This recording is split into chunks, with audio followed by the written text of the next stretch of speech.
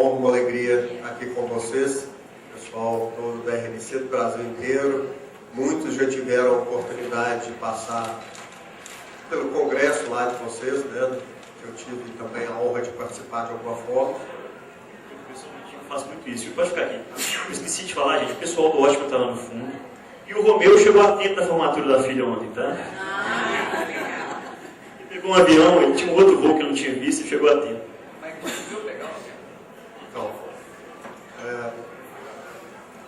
vocês já tiveram a oportunidade de conversar, da gente entender algumas coisas do que a gente já pensa, do que eu já imagino. O Lucas, o Marcelo já tiveram a oportunidade, a gente já passou 2 dias lá com a equipe deles, então o que eu falar aqui para eles não vai ser grande novidade. Eles já, aliás, o contrário, né? Eles já podem vir para frente aqui e fazer a apresentação por mim, mas eu vou me empenhar ao máximo para valer cada segundo de vocês aqui agora. Como sempre, meu nome é Roberto, eu sou pai da Lavínia e Maria da Juliana. Minha missão aqui é responder 3 perguntas para vocês, a começar dando um contexto sobre o que foi colocado, que eu achei de altíssima relevância, que é a relação folha-faturamento. Não sei se vocês se lembram, em 2006, pouco mais de 10 anos, qual que era essa relação? Alguém tem esse número? Alguém se lembra da folha-faturamento em 2006? Eu vou me arriscar a dizer aqui para vocês que era a metade, era 20%. De lá para cá esse número aumentou significativamente. E por uma razão bastante simples. O que aconteceu em 2005, 2006? A introdução da tecnologia tributária, né? SPED, nota fiscal eletrônica, SPED contábil, fiscal, etc, etc. E isso trouxe, ao contrário do que a gente imagina, muito mais complexidade para a nossa operação, muito mais risco, muito mais responsabilidade. Por outro lado, também, de 2006 para cá, eu posso garantir para vocês que a percepção de valor do cliente reduziu.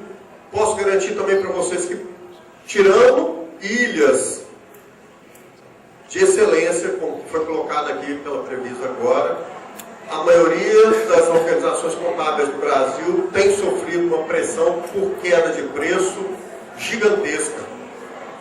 Estou mentindo? Por que isso?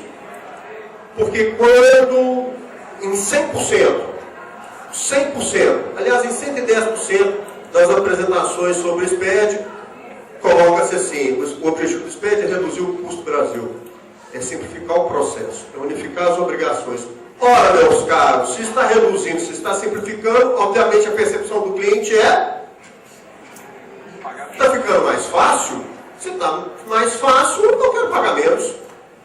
Então, em 10 anos, nós tivemos um aumento do custo e uma redução uma pressão por preço para baixo. E isso tem refletido diretamente na vida de cada um de vocês. E falar nessa equação folha, faturamento, não é tão simples quanto parece. A gente percebeu claramente pelo depoimento que é difícil explicar isso de uma forma muito precisa. A gente precisa entender o caso, estudar bastante para descobrir como que isso consegue, porque são 3 variáveis muito fortes envolvidas nisso. A primeira variável é a receita. Se você consegue ter uma ação de marketing e venda significativa, sua receita aumenta com o mesmo custo. É uma questão de aumento de percepção de valor por parte do cliente. Ou seja, o que foi falado pela Previsa anteriormente, só de termos ações efetivas de marketing e vendas, a gente reduz essa relação custo-receita. Concordo? Matemática. Por outro lado também, nós temos o outro lado da equação, que é a gestão, que é o processo, que é a tecnologia. Claro que ações nesse sentido também reduzem a relação custo-receita. É claro. Mas todas as duas têm um limite. todos os dois lados da equação têm um limite, óbvio. E existe uma terceira variável envolvida, além do custo e da receita, que é justamente o custo. Nós estamos falando do custo de quê? De gente. Por mais que eu controle processos, por mais que eu use tecnologia, por mais que eu use mecanismos de gestão, de meritocracia, de premiação, por mais que eu use, a variável humana é a mais difícil. Alguém duvida? E eu estou aqui para falar disso. Tá? Na realidade, eu vim aqui para responder 3 perguntas que são constantes no mercado contábil. A primeira, como aumentar a minha eficiência? Como aumentar o meu valor? Segundo, como aumentar a minha eficiência? E terceiro, como aumentar... Meu negócio aqui está disparado. Espera aí, volta.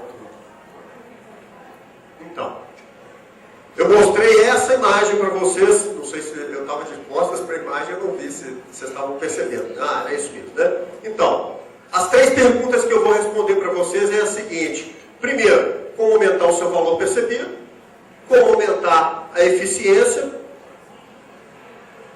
da sua empresa, ou seja, reduzir custo, aumentar a receita, reduzir custo, e como, num terceiro item, como aumentar o engajamento das pessoas. Tem um voodoo ali, não é possível. Espera aí, vai dar certo. É só para testar vocês, né? Se vocês perceberam. Ops, foi. Para entender isso tudo, eu li, pesquisei, tentei entender como é que isso funciona e cheguei a algumas conclusões. Primeiro passo.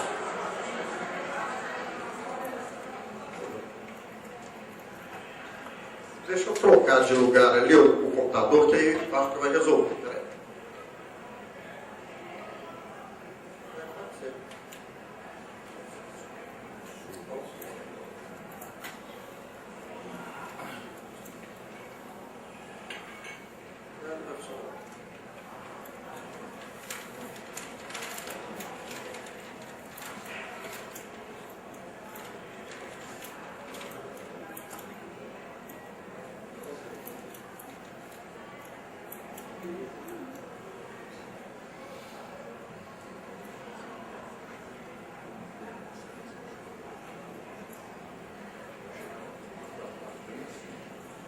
Bem, vamos ver agora isso. O primeiro passo para a gente entender essa história toda é compreender uma situação que ocorre no Brasil como um todo. O que acontece? Nós temos 3 perfis de empreendedores no mundo. E, obviamente, o Brasil faz parte do mundo. Nós não estamos fora do mundo. Nós temos um perfil de empreendedor que é operacional. E que ele corresponde a 80% das pessoas que empreendem no Brasil. Como assim operacional? É aquele comerciante que compra e vende, atende cliente, faz isso tudo muito bem, mas não tem a menor noção do custo dele, não tem a menor noção do que é a carga tributária dele, não sabe, não quer saber e tem raiva de quem sabe das demais coisas. Ele quer comprar e vender. É um prestador de serviço, que é um técnico que aprendeu a fazer muito bem aquilo que ele se propôs a fazer, mas não tem a menor noção sobre gestão. E é um empresário da área contábil também, que é excepcional na DAS, no DARF, no SPED, no planejamento tributário, na análise de balanço, mas que não tem a menor noção do que é controle de processos, controle de custos, controle e gestão de recursos humanos. Esse perfil corresponde a 80% de todas as empresas do Brasil, inclusive escritórios contábeis. É o perfil que eu chamo de remador. Nós temos um segundo perfil que corresponde a mais ou menos 15% do mercado, que é o perfil tático. Na hora que essa pessoa que está aqui começa a amadurecer empresarialmente, ela começa a transitar para o nível tático, e aí o que acontece? Ela começa a ter insights de gestão, mas começa da fase mais elementar, ou seja, microgerenciando a empresa. Ela controla a hora que o pessoal vai ao banheiro, a hora que o pessoal volta do banheiro, se ele fez a tarefa, se ele não fez, se ele chegou atrasado, se ele não chegou. E aí depois vai evoluindo e começa a controlar o custo da atividade, depois o custo do processo, depois o custo do cliente, depois começa a controlar as entregas, até chegar aqui no limite entre o tático e o estratégico, que ele já implantou algum tipo de programa de gestão da qualidade. Nós temos situações aqui muito claramente de vocês que estão neste perfil tático. Aliás, todos vocês que estão aqui, na minha percepção, estão com este perfil, senão não estariam nem aqui, não estariam despendendo, investindo tempo de vocês em discussões como estas. O perfil operacional, ele não tem tempo para gerir a empresa. Ele está muito preocupado em fazer a empresa funcionar. Ele está tão ocupado fazendo a empresa funcionar que ele não tem tempo para ganhar dinheiro. E nem para reduzir custo. A expressão máxima do operacional, para mim, é a seguinte: os 3 principais desejos de um empreendedor na área contábil que ainda está no nível de amadurecimento operacional, ela se expressa com 3 declarações.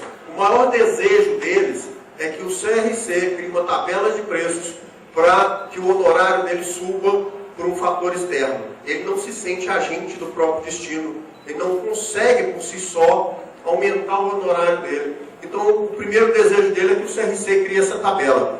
O segundo desejo é que o governo crie essa tabela. E o terceiro desejo é que Deus crie essa tabela. Como nenhum dos 3 vai acontecer, ele fica sempre reclamando. Reclama dos 3. Né? Aqui não, aqui já há um entendimento claro de que eu sou senhor do meu destino. Eu tenho controle sobre a minha empresa. O que acontecer é responsabilidade minha, tanto de bom quanto de ruim. E aqui no nível estratégico, que corresponde a 5% das empresas, inclusive escritórios contábeis, a pessoa já se pergunta assim: será que o que eu estou fazendo hoje vai continuar existindo amanhã? É uma pergunta do porquê que eu existo, e não de como melhorar o que eu já faço hoje. Aqui a gente está melhorando o que faz. Tipo assim, vou melhorar demais a minha locadora de vídeos. Estou melhorando pra caramba, de repente vem Netflix e não adianta mais eu melhorar porque já não existe mais o meu negócio. Né? Então, este perfil é um pouco diferente. O fato é que no Brasil, as empresas não contábeis, ainda temos 30 milhões em fase pré-operacional, ou seja, ilegais, informais. E isso faz do nosso país uma nação de gigantescas oportunidades. Ontem mesmo tivemos alguns aeroportos leiloados com valores acima da expectativa, e todos os estrangeiros que compraram os aeroportos, em especial de Fortaleza, falaram assim: poxa, é um excepcional negócio, esse país vai crescer. Agora o brasileiro está entendendo que ele precisa trabalhar, que ele precisa empreender, que ele precisa gerar negócio para poder sobreviver, que não dá mais para viver em função do Estado. Então, há uma gigantesca onda de oportunidades que está surgindo nos próximos anos. Só tem um detalhe: é aquela velha história que eu sempre conto do dono da empresa de sapatos. Mandou 2 funcionários para um determinado país para estudar o mercado daquele país. Na hora que eles voltaram, um dos funcionários falou o seguinte: ô chefe, não tem jeito de abrir fábrica de sapato naquele país, ninguém usa sapatos. E o outro falou o seguinte: chefe, nós vamos ganhar muito dinheiro lá, ninguém usa sapato. É o mesmo fato com 2 visões diferentes. Nós temos um país de bilhões milhões de empresas descalças que estão aqui nessa fase. Só tem um detalhe, ninguém vende sapatos se não usa sapatos. Não adianta eu falar assim, se usar sapato é muito bom, é muito lindo, maravilhoso, protege os pés, você fica mais elegante. Aí a pessoa olha e você está descalço. Então, este movimento dos próximos anos vai acontecer, já está acontecendo, de muita gente sair daqui e vir para cá, e muita gente daqui desaparecer. Isso é fato. Nós estamos vivendo um momento, uma curva de disrupção no mercado contábil. A boa notícia é que vocês estão daqui para cima. E um outro detalhe. Empresa, escritório contábil no nível operacional consegue vender para empresa no nível tático? Não tem jeito. Você só consegue vender para baixo de você, igual ou menor. Senão a pessoa não percebe valor. Então não dá para competir por valor se você não tem valor. E para sair da competição por preço, é preciso entender essas questões de o que é valor, o que é preço, o que é custo. Né? São coisas diferentes. E aí, usando o Canvas, vocês já conhecem a maioria, porque no congresso eu já mostrei, outros já participaram de workshop, eu mapeei um escritório contábil tradicional que usa o motoboy como principal canal de atendimento e que atende empresas com pouca maturidade. Aparece nesse modelo de negócios a digitação e o controle e coleta de documentos como atividade-chave. E obviamente que isso aumenta o custo do escritório a cada dia que passa. Porque de um lado nós temos o fisco se relacionando com as empresas em meio digital, de outro lado nós temos o fisco se relacionando com os escritórios em meio digital, e aqui no meio do caminho um motoboy. Havia um motoboy no meio do caminho. E isso gera mais trabalho, mais digitação e mais risco. Também, desde 2006, eu falo isso. Entra aquele processo do digita, imprime, tica, confere, digita de novo, imprime de novo, confere de novo, tica de novo, não bate de novo, transmite, depois retifica. E isso gera custo, gera risco, gera problema. Este modelo de negócio aqui não funciona mais. E aí o que acontece? Claro, em algumas situações é possível sim, mas não é o nosso caso aqui de entrarmos a fundo. De repente, chega alguém e fala assim, vamos substituir esse envelope pardo por uma nuvem. Que nuvem é essa? Onde está essa nuvem? Aí o cidadão substitui o motoboy por um portal, ou por um sistema, por um ERP, por algum tipo de software que passa a ser o principal canal de comunicação com o seu cliente. Isso traz dois efeitos imediatos. O primeiro é a redução de custo. Você reduz a complexidade. Duas operações que existiam não existem mais, o risco reduz, e você agrega um outro fator chamado comodidade. Vocês estão no hotel, não estão? Quanto vocês pagam por uma lata de Coca-Cola ou de Guaraná no frigobar do hotel? R$10. E por que vocês não vão atravessar a rua e vão comprar uma ali no boteco por R$1? Comodidade. Então comodidade tem preço, tem valor, que se reflete no preço. Né? Comodidade tem valor que se reflete no preço. Quando você muda o canal, você agrega um valor diferente, além da conformidade legal. Isso é só um exemplo de mudança de processos, de tecnologia que afeta a relação de custo e de valor. Então a gente mexe com o processo, reduz o custo, reduz a quantidade de horas trabalhadas e aumenta o valor. Porém, chega um ponto que isso tem um limite. Só tem um detalhe. Olha só, que coisa interessante. Eu estou estudando muito o que está acontecendo com a contabilidade, com a prestação de serviços contábeis no resto do mundo. E eu posso garantir para vocês, sem nenhuma margem de erro, que o que acontece aqui no Brasil está acontecendo no resto do mundo, nos Estados Unidos e na Europa. Na Ásia eu não conheço, nem na África. Mas Na Oceania também está acontecendo isso. Na Austrália, na Nova Zelândia também está acontecendo exatamente isso.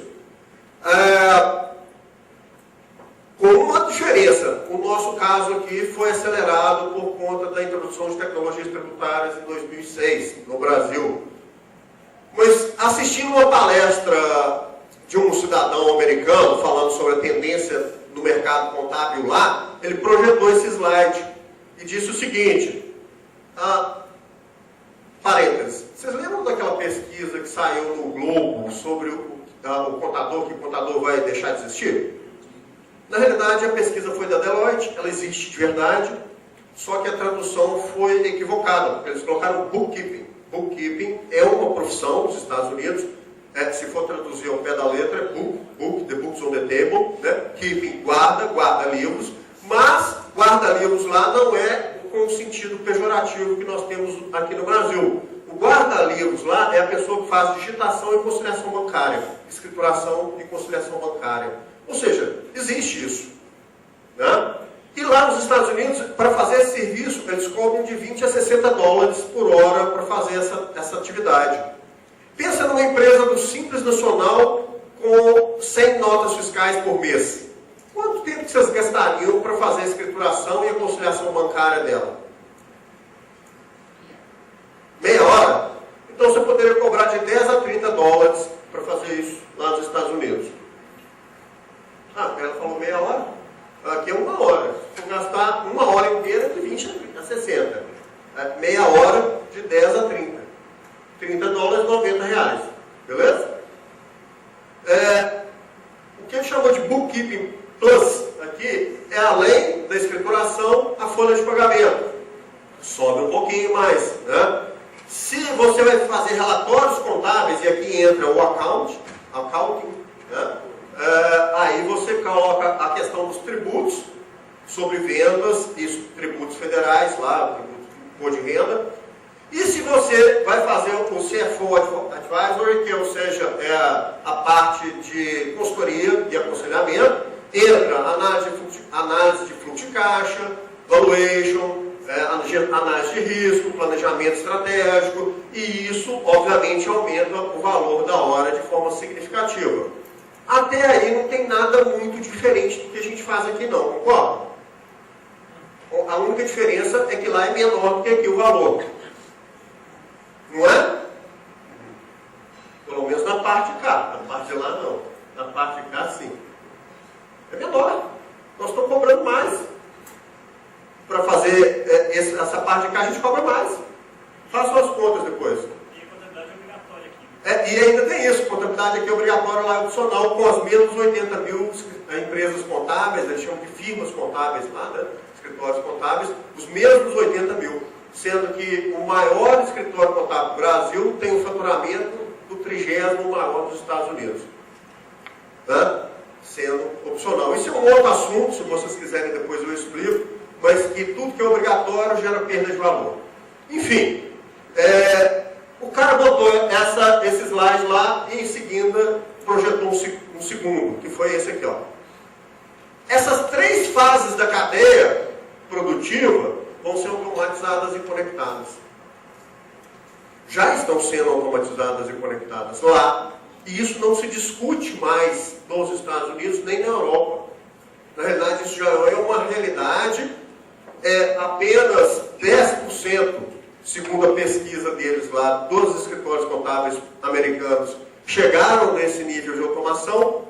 E recentemente, em janeiro deste ano, o presidente de um dos institutos do CPA, né, que seria o equivalente ao contador lá dos Estados Unidos, fez uma palestra chamada CPA 2.0. Já ouviu falar do contador 2.0?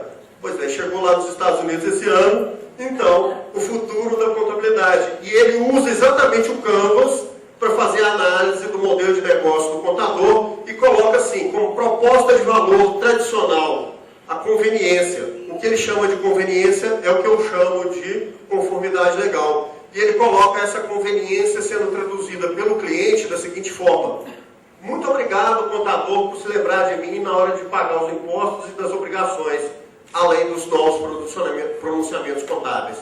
E ele fala que essa mudança de proposta de valor, que já está ocorrendo e mudando o modelo de negócios da prestação de serviço contábil, se traduz por uma proposta de valor empresarial, valor corporativo, que eu dou um outro nome, mas a seguir eu vou mostrar para vocês, mas que se traduz pela seguinte frase do cliente: muito obrigado por fazer parte integrante do meu direcionamento de negócios, da minha empresa, da performance, do desempenho e do valor da minha empresa. É o que foi colocado por vocês na entrevista antes.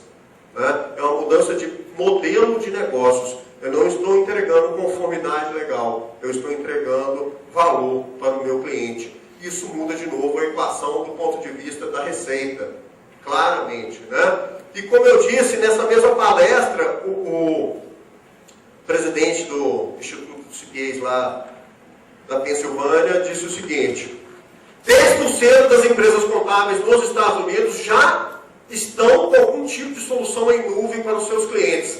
A gente não discute mais se isso vai ou não vai acontecer. A gente está discutindo a forma, não se vai ou se não vai. E lá eles denominam de contabilidade online ou contabilidade digital. E aqui cá para nós não importa o nome, o que importa é o conceito, né, por trás dessa história. E juntando isso tudo que eu falei até agora com um livro que foi escrito em 1990, do Geoffrey Moore, que ele faz uma análise da introdução de novas tecnologias em qualquer mercado, o que acontece? 15% do mercado é constituído de pessoas inovadoras. Algum de vocês compra o iPhone ou fica na fila do iPhone antes mesmo de ser lançado? Esses são os que eles chamam de early adopters, ou seja, aquelas pessoas que são tão entusiastas com a tecnologia que dormem na fila para adquirir e nem perguntam por porquê nem o preço. Depois vem os inovadores, que sou eu, que eu compro, depois eu vou ver se funciona. Né? 15% do mercado é assim. Depois entra um buraco do abismo.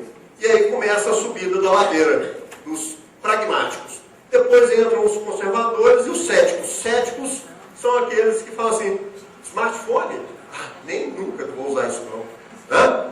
Então, os pragmáticos usam depois que esses caras já começaram a usar. A adoção de tecnologias cloud, de integração online entre escritório contábil e clientes, no mundo, já saiu do buraco do abismo. O que tem isso de implicação para a gente? Quando você começa aqui, e esse é o momento ideal, você tem valor a agregar para o seu cliente. Na hora que você chega aqui na ladeira dos 50% mais um, já passa a ser obrigação.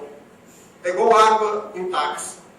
Eu peguei um Cabify de lá de casa até aqui hoje, nem Uber era, o cara não tinha água, eu achei ruim. Ele já saiu dos 50% mais um, já está descendo a ladeira, é obrigação dele, se ele não tem, ele não presta. Então, na hora que a gente chegar aqui nesse 50%, no topo, o seu cliente não vai perguntar se você tem algum sistema, algum portal de comunicação com ele. Ele simplesmente vai falar o seguinte: não tem, não é contador. Ponto. Não se concebe mais a partir desse momento. Então, boa notícia temos uma escalada ainda, show de bola. Má notícia quanto mais próximo do topo, menos valor você agrega para o seu cliente da adoção de tecnologias em nuvem para seus clientes. Tá?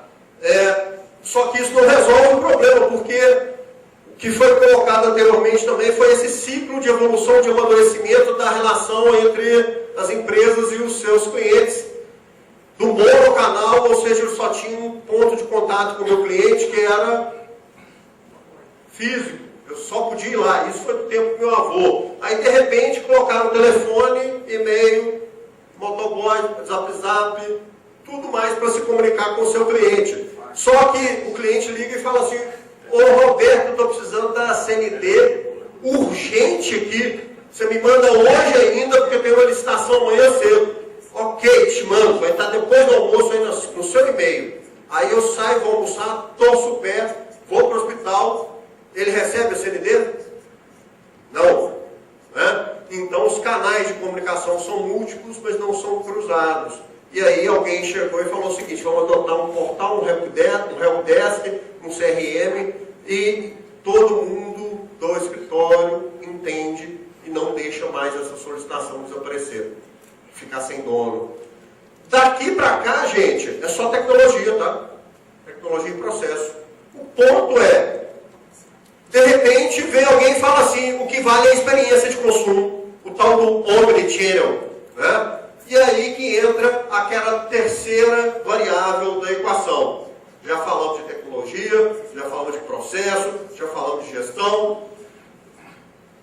Agora falta o fator que vai fazer realmente a diferença drástica naquela equação de custo-receita, custo de folha-receita. Por que drástica? Porque é a próxima onda. É a próxima onda. Uma vez equacionada a onda da tecnologia, integrados os clientes e escritórios contábeis em nuvem, o último fator para gerar um diferencial competitivo, aumentar valor e reduzir custo drasticamente é o fator humano. Por que é o último? Porque é o mais difícil. Né? E aí eu fui conferir essa história. Fui lá na Disney, já contei um caso para vocês, não já? Do cachorro quente da Lavínia. Então, para quem, né, eu lembro que o Marcelo não estava lá, vou contar para ele. Eu estava em dezembro, dia 18 de dezembro de 2015, na Disney com a Lavínia e Juliana, 5 horas da tarde, Magic Kingdom, do lado de uma barraquinha de cachorro quente, a Lavínia e Juliana discutindo. Juliana falou assim: minha filha, você não comeu nada, você tem que comer cachorro quente, você adora cachorro quente. Mamãe, eu quero ir na Space Mountain. Não, minha filha, você vai ter que comer esse cachorro quente, senão você não vai brincar mais, nós vamos voltar para o hotel. E aquela briga, aquele negócio, aquele trem doido, né, de mineiro, e eu dou 2 passos para trás para não me envolver na história, né, não sou doido de entrar nisso. Aí de repente o carinha do cachorro quente sai de lá da casinha e faz assim: presente do Mickey. Aí Juliana tira a carteira do bolso: quanto é? Não, senhora está doida? Em português, tá? Presente do Mickey, ele vai ficar ofendido se eu cobrar.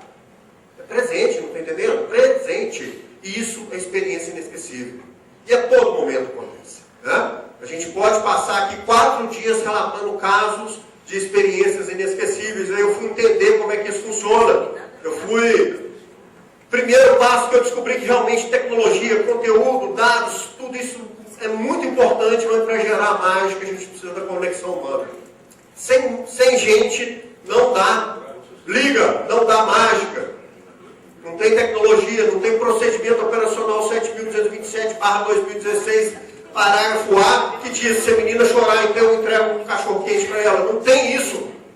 Não tem norma, não tem procedimento operacional. Tem gente. Né? E estudei a história toda e cheguei a algumas conclusões. Fui lá. Fiquei 5 dias no curso com essa moça maravilhosa, em todos os sentidos. E ela... Corta! Muito animado. Isso já pode parar.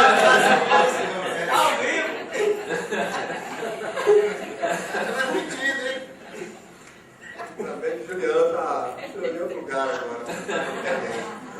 Então, ela trabalhou só 20 anos na Disney e alguns anos na ONU, pouca coisa, né? E a gente ficou lá entendendo como é que isso funciona. Eu fiquei mais 3 dias filmando tudo que eu aprendi lá e trouxe alguns momentos para vocês. E na realidade, gente, é muito simples. A introdução da cultura Disney nas empresas é de uma simplicidade franciscana. São poucos os conceitos que eu vou explicar para vocês em 15 minutos. O difícil é fazer. Entender é super fácil. Fazer que é difícil. O primeiro conceito é o tal do propósito. Para que você existe? Para entregar DAS? Não, resposta errada. Para entregar balanço? Não, resposta errada. Para entregar análise de balanço? Não, resposta errada.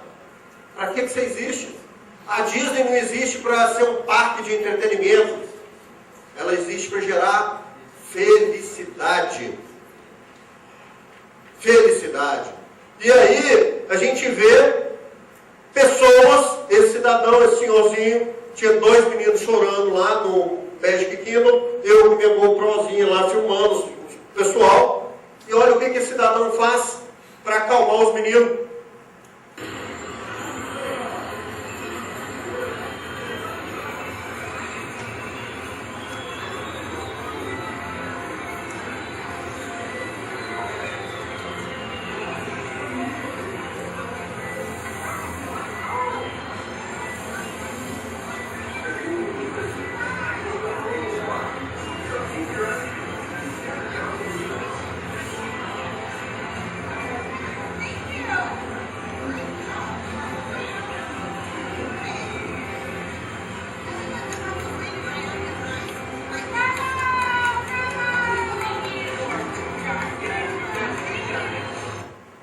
Procedimento operacional 7.426/16. Se 2 meninos chorarem, então desenho o Pato Donald. Não tem isso, gente.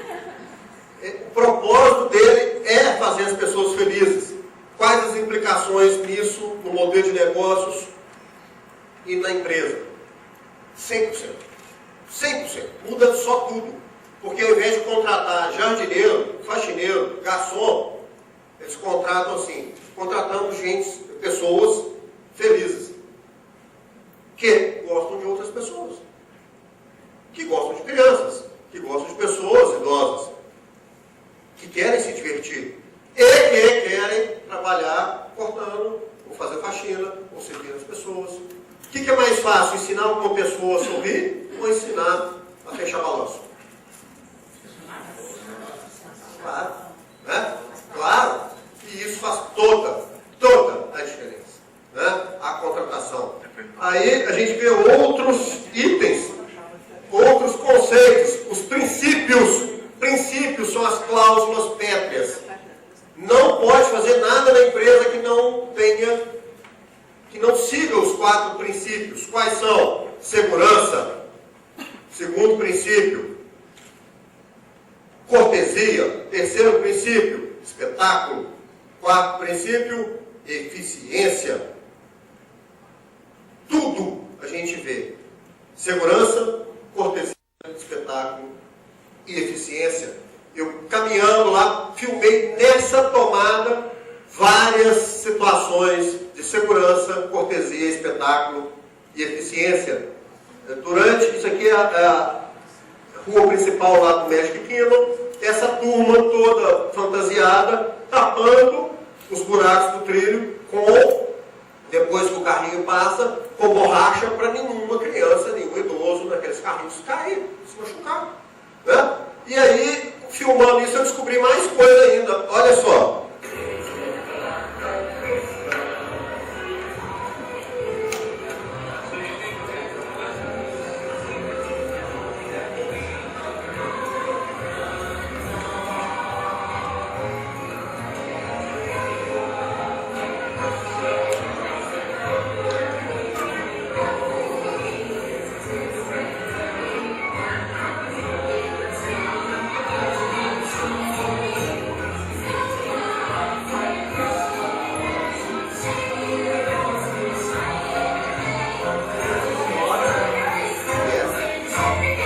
Essa é a segurança, tá?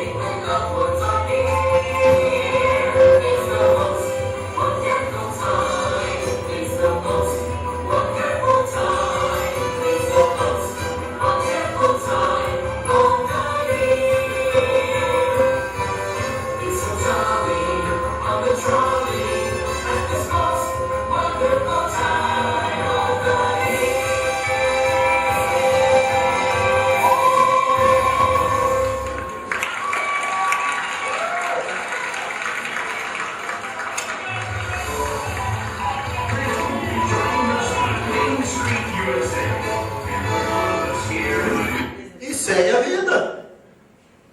Ela foi contratada para quê? Gerar momentos de felicidade. Claro, a faxina faz parte do dia a dia dela. Né? Mas ela está ali para dar espetáculo com segurança. A senhorinha ali da segurança também, que vocês viram, né? Toda fantasiada, eles passam mais de 120 mil pessoas por dia nos parques. A gente deixa os carrinhos parados com máquina fotográfica, passaporte, dinheiro, tudo ali. Ninguém rouba, né? Mentira, rouba sim. Só que eles têm a percepção de segurança tão grande que todos esses seguranças são ex-agentes da CIA e do FBI. Só que com toda cortesia, com todo espetáculo. Ninguém vê. Ninguém imagina que o cara que está ali, que a senhora que está ali, é uma ninja, né? É desse jeito o negócio. Outro exemplo, o último exemplo, penúltimo exemplo que eu vou mostrar para vocês é o seguinte: chega no estacionamento, aquela gigantesco estacionamento, você coloca seu carro exatamente aonde as pessoas te orientam. Sabe por quê? Porque você não pode perder nenhum minuto da sua vida, que é preciosa, no estacionamento. Você tem que passar o tempo no parque. E aí as pessoas vão te orientando. Olha lá. É para a sua segurança, não é para a minha, senhoras e senhores. E de um jeito engraçado, né? Por favor, estacionem seus automóveis e andem pela fila da esquerda, não pela fila da direita, para a sua segurança e não para a minha. E aí todo mundo vai parando. Você não perde tempo. Mais ainda, não tem ninguém andando lá de lá. Todo mundo está andando aqui. Por quê? Se o menino sai correndo, o que acontece com ele? Nada. Nada. Não morre, né? Não entra para lá. Mais ainda, 9 horas da noite vai procurar seu carro. Está lá no estacionamento. O homem não fala, né? Assim, eu lembro onde está. Aí ele sai lá para o estacionamento, Capitão Gancho 32. E aí pega a chave do carro e começa, né? Eu tenho certeza que eu deixei aqui. Eu tenho certeza que eu deixei aqui. Esse carro está aqui. Não. Aí a esposa, né? Pergunta para alguém, pede ajuda. Não, tenho certeza que eu deixei aqui. De repente chega alguém e fala assim: meu senhor, posso te ajudar? Senhor, estou vendo aí, senhor está perdido? Não, né? Eles não falam perdido. Posso te ajudar? Não, é que eu acho que eu deixei meu carro por aqui. Que horas o senhor chegou? 9h30 da manhã. Ah, então o senhor parou no Peter Pan 32, não no Capitão Gancho, do outro lado. Por quê? Pelo horário que você chega, ele sabe aonde você parou o seu carro. Eficiência. E você pode fazer essa pergunta para qualquer pessoa no parque, que ele sabe aonde está seu carro. Relatos e mais relatos sobre estacionamento. Eu podia contar aqui 4 dias de pessoas que deixaram o farol do carro ligado. Na hora que ele chega no carro, tem alguém do lado com uma bateria para fazer, né? A gente chama de chupeta, né? Não sei. Cada um tem um nome para poder reacender o carro, né? Lá é chupetom. Hã? Lá é chupetom. Não, lá em São Paulo, né? Não. Aí, conceito, propósito, princípio e cenário. O que vocês estão vendo naquela foto? O quê? O jardim. Né? Ninguém vê a lata de lixo. Mas ela está lá. Está lá para despistar. Porque o cenário não pode ser diferente do seu propósito. Ele não pode ser destoante. E eu fiquei 1 hora do meu dia fotografando lata de lixo. Acho que era a única pessoa na Disney fotografando lixo. Tudo igualzinho lá. Limpo. Segurança, inclusive alimentar. Limpo. E o cenário da sua empresa? Você falou muito bem, o banheiro. Né? Tem que passar. Olha só, eu gravei para vocês. A lata de lixo não tem cheiro e não tem sujeira.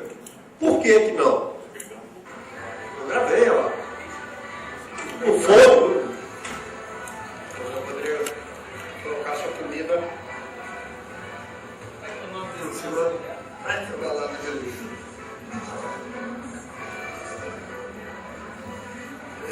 Rapaz, isso é fácil não. Você pode, sem estresse, colocar sua comida em cima da lata de lixo. Não tem cheiro. Tudo é preparado para isso.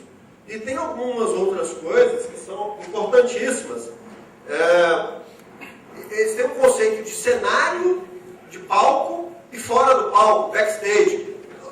Então, os funcionários ficam todos no palco. Tem que ter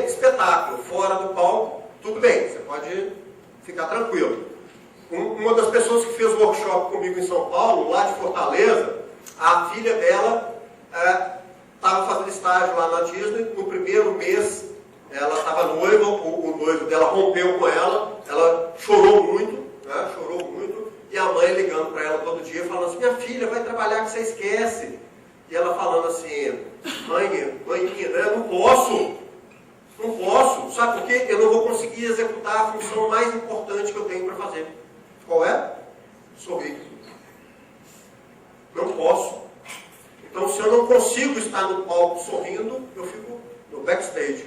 Todo o caminho tem uma marca, falando assim, ó, isso não é visível, tá, gente? Eu não pude filmar, inclusive, que é proibido, mas a gente vê claramente assim, agora você está no palco, aí você passou para cá, a faixa, você está trabalhando.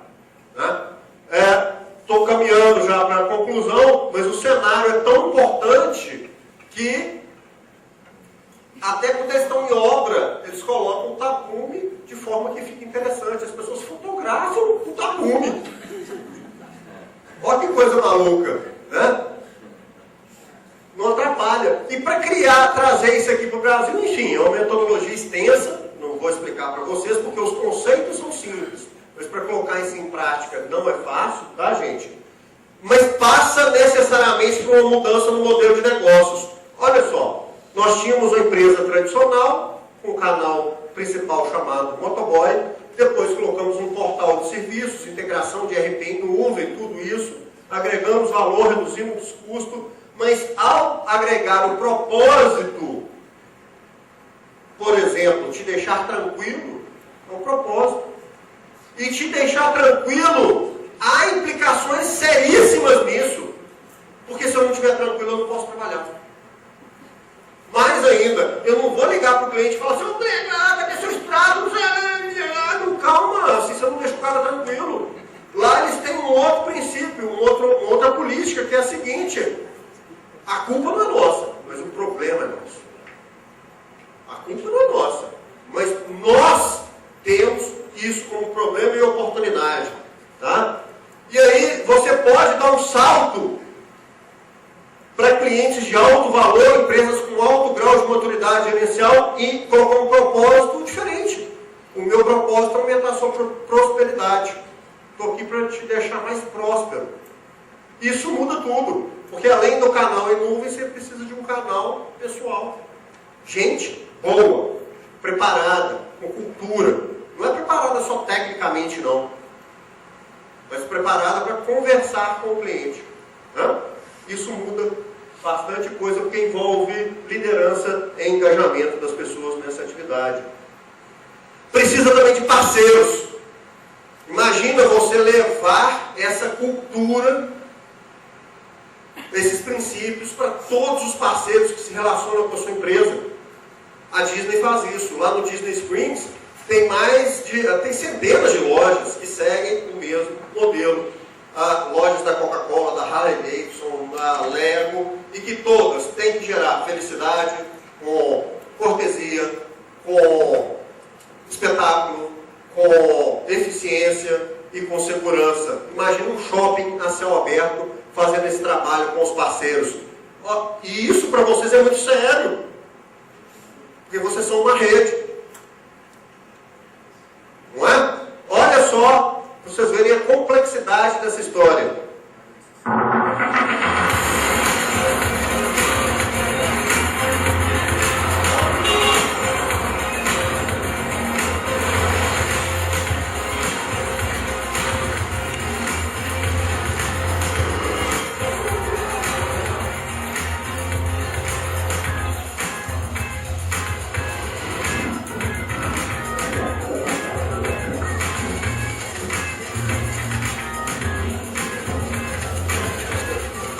Imagina levar cultura ao presidente de parceiro.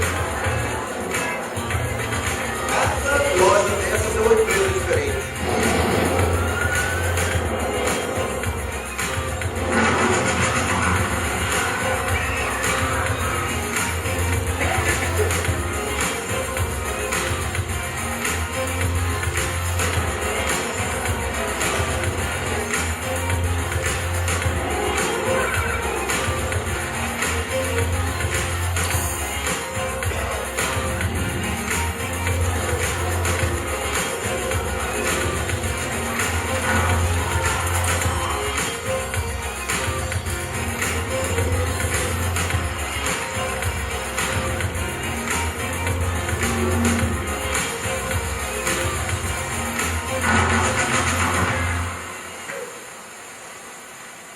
Cada parceiro tem que levar o seu propósito, os seus princípios, inclusive nos canais, inclusive nos modelos de comunicação com seus clientes. Não adianta você ter um princípio bacana e um portal, um canal ruim.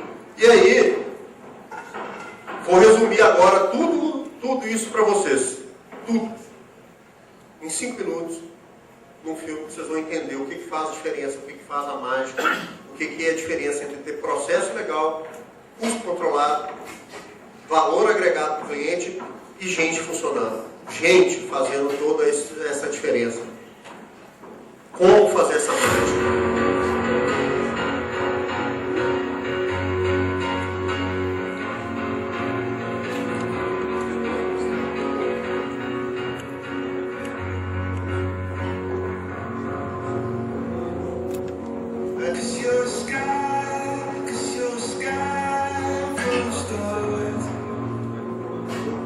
Registrado na nossa mente, no nosso coração, não é a tecnologia, não é o brinquedo, são os processos, é a questão, é a emoção de estar lá dentro, a experiência com a família, de ter momentos inesquecíveis, de fato felizes, e que ali realmente é um mundo mágico, onde não necessariamente tudo dá certo.